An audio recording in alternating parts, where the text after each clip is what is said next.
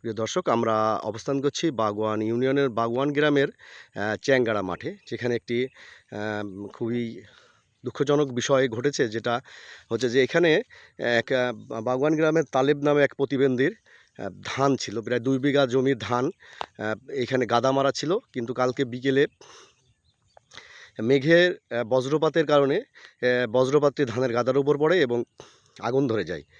স্থানীয়রা জানিয়েছেন যে হঠাৎ মেঘ করার পরে প্রচণ্ড বেগে যে বজ্রপাত হয়, সেই বজ্রপাতে এই ধানের গাদার উপর পড়ে ধানের গাদাটি জ্বলে আগুনে পুড়ে ছাই হয়ে গেছে। আপনারা দেখতে পাচ্ছেন যে একেবারে পুড়ে ছাই হয়ে গেছে। স্থানীয় যারা মাঠে ছিল তখন, তারা কিছু ধান বাঁচাতে সক্ষম হলেও প্রায় 2 বিঘা ধানের মধ্যে অধিকাংশ ধানই পুড়ে ছাই হয়ে গেছে। আপনারা দেখতে পাচ্ছেন যে আশেপাশে যে পোড়া ধান পড়ে আছে।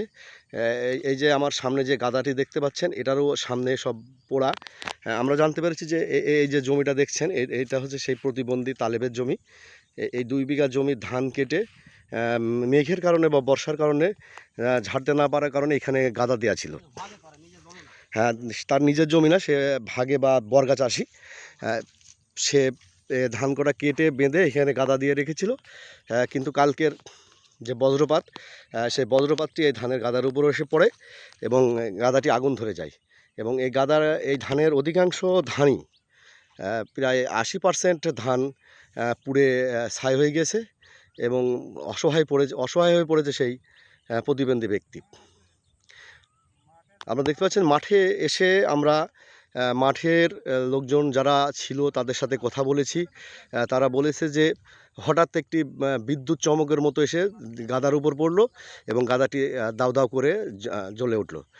তো আমরা দ্রুত এসে, যখন বৃষ্টিও হচ্ছিল তখন, দ্রুত এসে তারা কিছু ধান, এই যে আমরা দেখতে পাচ্ছেন, এই কিছু ধান বাঁচাতে সক্ষম হলেও প্রচণ্ড আগুনের কারণে তারা সব ধান বাঁচাতে পারেনি, যেহেতু মাঠের লোক সংখ্যা ছিল খুবই কম। দেখেন, আপনারা দেখতে পাচ্ছেন যে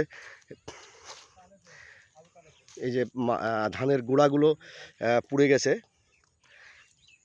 এবং এই ধান কটা তারা বাঁচাতে সক্ষম হয়েছে অনেক চেষ্টার পরে।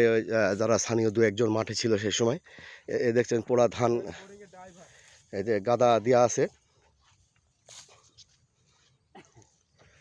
চারিদিকে ছিড়িয়ে ছটিয়ে আছে ধানের পোড়া ধান।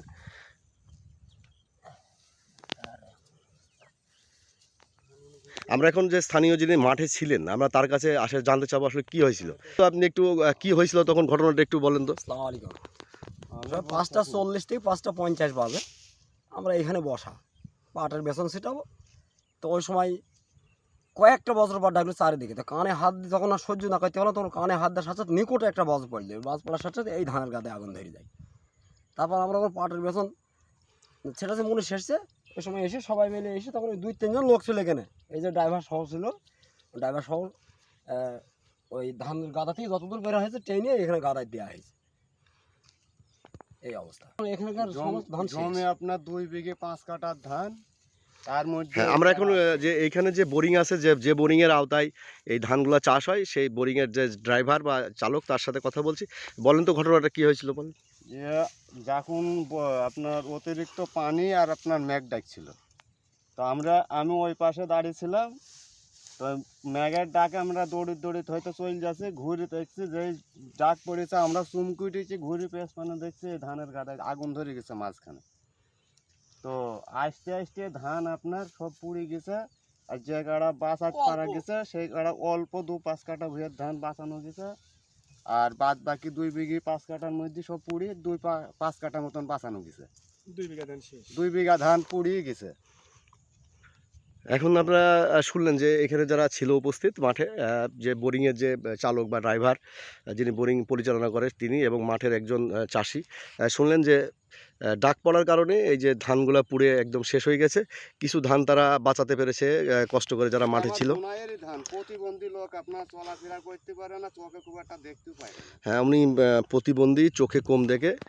এরাই মানুষরাই চাষবাস করে দেয়, তারা বর্গা চাষি। এই যে জমিটা বর্গা নিয়ে চাষ করে। এই অসহায় মানুষের যে ক্ষতিটা আসলে হয়ে গেল, এটা তো কারোর হাতে নেই।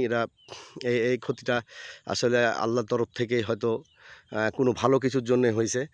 তো আসলে আমরা আসলে যারা আছে প্রশাসন বা এখানকার চেয়ারম্যান বা ইউনিয়ন পরিষদের মেম্বার চেয়ারম্যান যারা আছে বা যারা হৃদয়বান ব্যক্তি আছে, আমরা চাই যে এই প্রতিবন্ধী ব্যক্তিকে যে সারা বছরের যে খোরাক বা খাদ্য তার সংস্থানের কথা ছিল এই ধান থেকেই, সেই সংস্থানটি নষ্ট হয়ে গেছে। আমরা চাই যে সারা বছরের যে খাদ্যের যে যোগানটা, এটা কোনো হৃদয়বান ব্যক্তি বা প্রশাসনের তরফ থেকে তাকে দেওয়া হোক এবং তাকে তার পরিবারকে বাঁচানোর জন্য আসলে সহযোগিতার হাত বাড়ানোর জন্য আমরা সবার কাছে বিনীত আবেদন করছি এবং প্রশাসনের কাছে চাচ্ছি যে কোনো একটা সহযোগিতা বা তার প্রতি একটু সহানুভূতির হাত বাড়িয়ে দেওয়ার জন্য। ধন্যবাদ সকলকে। দর্শক, আমরা এখন কথা বলবো এই জমির মালিক, যে প্রতিবন্ধী প্রতিবন্ধী আপনার প্রতিবন্ধী রেজিস্টার্ড এবং তার প্রতিবন্ধী কার্ড আছে, সে প্রতিবন্ধী ভাতা পায়। সে 2 বিঘা জমি নিজের কিছু এবং বর্গা নিয়ে চাষ করে। আজকে যে আসলে তার সারা বছরে খাদ্যের যে যোগানটা বা এইখানে যে খরচ, এই ধান থেকে কিছু বিক্রি করে খরচ উঠাবে, সেটা তার আজকে নাই। আমরা তার সাথে কথা বলবো। আচ্ছা, আপনি কখন জানতে পারলেন যে ধানের এই ক্ষতি হয়েছে? আমি জানতে পারলাম হচ্ছে মাগরবের সময়, মাগরবের একটু আগে।